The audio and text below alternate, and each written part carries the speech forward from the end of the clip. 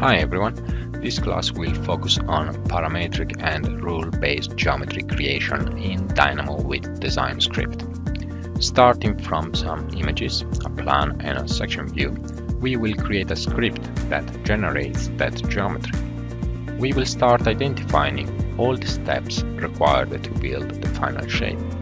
We will then define the inputs and the parameters that we want to be able to control. Once the geometry is defined, we will see a couple of options available to convert it into Revit native elements.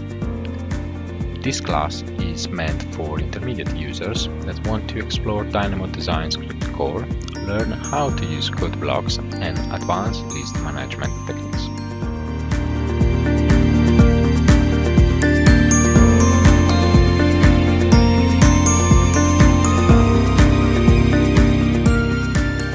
Hi everyone, in this lab we will learn how to translate a Python script into a Revit macro, and we will learn also how to add a window form asking for user input.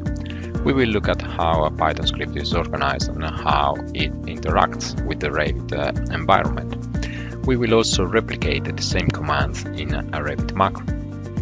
We will then learn how to add a window form to the macro in order to ask for user input. Once we have tested the macro and we are happy with the result, we will convert it into an external add-in that can be accessed directly with a keyboard shortcut. This class is meant to be for Python users that are interested in starting writing C# code for Revit. It will guide you through the basic of C# and will give you the ability to understand C#'s code for Revit written by others. C# can also be used to create Dynamo nodes and extensions, and it's a really powerful tool to adapt Revit to your needs.